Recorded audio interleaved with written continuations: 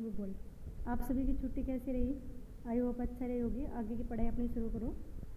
आज हम स्टार्ट करते हैं आपकी ज्योग्राफी का सेकंड पार्ट का सेकंड चैप्टर, और चैप्टर का नाम है प्रवास, प्रकार, कारण और परिणाम। सबसे पहले बेटा आप देखो, चैप्टर के नाम को समझने की कोशिश करो। प्रवास कहते हैं कि व्यक्ति का एक जगह से दूसरी जगह पे जब कहलाता है, प्रवास कहलाता है। प्रकार, कितने प्रकार होते हैं प्रवास, और प्रवास करने के कारण क्या होते हैं। देखो, प्रवास करने के अपने अलग अलग कारण हो सकते हैं, किसी का किसी वजह से कोई अलग अलग रीजन होता है इसमें।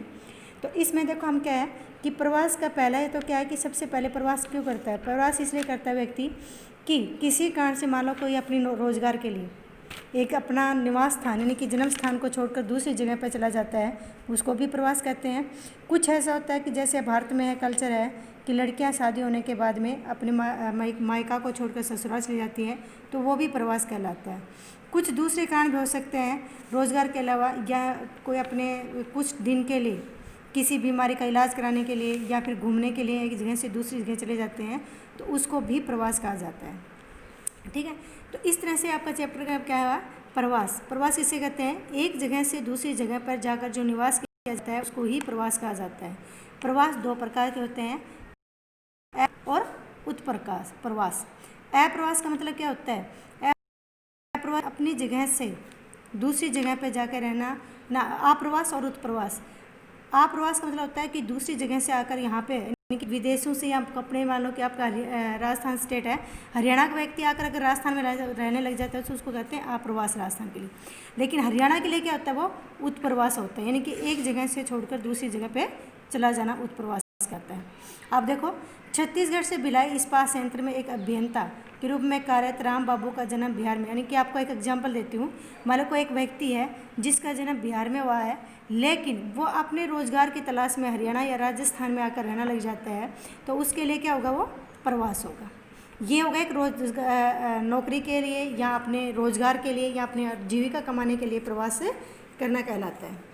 अब देखो, आप मानव भूगोल के मूलभूत सिद्धांत पुस्तक में आपने प्रवास संकल्पना का परिभाषा से पहले ही अवगत हो चुके हो। हमने पहले जो फर्स्ट पार्ट है ना आपका ज्योग्राफी का, जो वर्ल्ड ज्योग्राफी की थी, उस ज्योग्राफी में उस बुक में भी आपका यही चैप्टर आया था कि प्रवास कैसे होता है, क्यों किया जाता है, प्रवास किसको कहते हैं। तो लगभग इसके बारे में आपको मैं इंट्रोडक्शन दे चुकी हूँ। अब हम इसमें देखो कि प्रवास दो प्रकार के बताया था आपको, दो तरह से प्रवास की गणना की जाती है।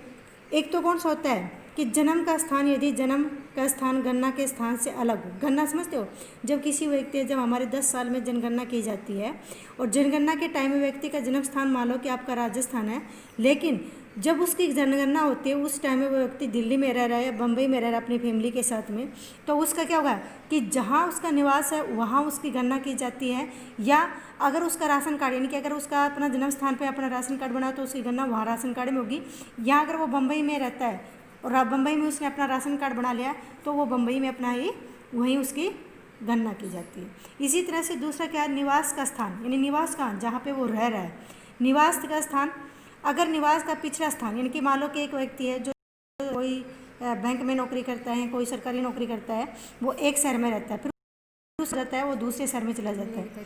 ठीक है, तो इस प्रकार से क्या है उसका बार अपने निवास स्थान को बदलना, वो भी उसका क्या होता है कि उसके अलग अलग है उसकी गणना होना।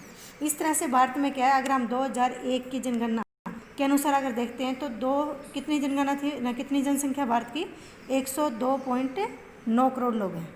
इनमें से 30.7 करोड़ यानी कि 30% रिपोर्ट क्या है, प्रवासियों के रूप में दी जाती है। प्रवासी समझ एक जगह से दूसरी जगह पे आते रहते हैं, अपना जन्म स्थान को छोड़कर दूसरी जगह पे जा पे रहने लग जाते हैं। ठीक है, इस तरह से देखो हमने कि जो प्रवास होता है वो 3 प्रकार का होता है, नहीं 4 प्रकार, सॉरी बेटा 4 प्रकार का होता है। प्रवास 4 प्रकार होता है। एक ग्रामीण से ग्रामीण, यानी कि एक गांव को छोड़कर दूसरे गांव में चले जाना, यह होता है ग्रामीण से ग्रामीण। उसके बाद में है ग्रामीण से नगरीय। ग्रामीण से नगरीय कितना होता है कि गांव को छोड़कर रोजगार के लिए या शिक्षा के लिए या व्यापार के लिए या किसी दूसरे कारण से अपने स्वास्थ्य के लिए यानी कि अपने इलाज कराने के लिए या लड़की की शादी हो जाने के लिए किसी भी कारण से गांव को छोड़कर नगर में चले जाना क्या कहलाता है नगर, ग्रामीण से नगरीय आवास कहलाता है। इसी तरह से नगरीय से नगरीय, नगर से नगर, यानी कि एक ये ज़्यादातर किस में देखा जाता है, या तो लड़की की शादी हो जाती है तब, या जब कोई नौकरी करता है उस टाइम में, ठीक है। तो एक शहर से दूसरे शहर में चले जाना ही नगरीय आवास कहलाता है। और नगरीय से ग्रामीण, यानी कि शहरों से गांवों में आ जाना, यह होता है नगर से ग्रामीण आवास। देखो अब भारत में अगर हम आवास की बात करें तो 4 प्रकार के आवास हैं, और उसमें फर्स्ट प्रकार का जो आवास है, पहला जो आवास है ग्रामीण से ग्रामीण, ये सबसे कम मतलब कम होता है। नहीं, इसमें ज़्यादातर महिलाओं में देखा जाता है, यानी कि लड़की की शादी होने के बाद एक गांव को छोड़कर दूसरे गांव में चली जाती है, ये ग्रामीण से ग्रामीण होता है। फिर ग्रामीण से नगरीय, भारत में सबसे ज़्यादा जो पुरुष प्रवास होता है वो ग्रामीण से नगरीय होता है, शिक्षा के लिए या रोजगार के लिए। तीसरा है नगर से नगरीय, ये ज़्यादातर क्या होता है, कुछ % लड़कियों की शादी होने के कारण, और कुछ होता है जो सरकारी नौकरी करते हैं वो एक जगह को छोड़कर दूसरे शहर में होने के कारण। चौथा जो प्रवास है वो भारत में सबसे कम पाए जाते हैं, यानी कि नगर से ग्रामीण में।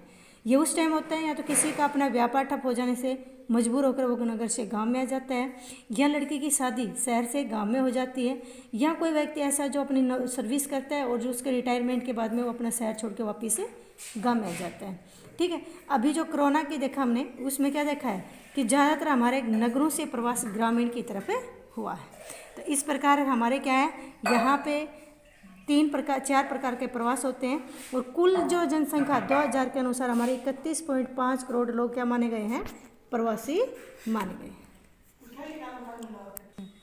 अच्छा, तो आपको समझ में आई बेटा। मैंने आज अपने चैप्टर में इतना ही करेंगे। आपका आधा चैप्टर इसमें आ गया है, प्रवास के प्रकार, प्रवास के कारण और प्रवास के होते हैं। तो आज मैंने आपके प्रकार और कारण बता दिए। इसका जो परिणाम है वो अगले वीडियो में करेंगे, और आपको इसको ध्यान से चैप्टर को तब तक रीड कर लेना। धन्यवाद।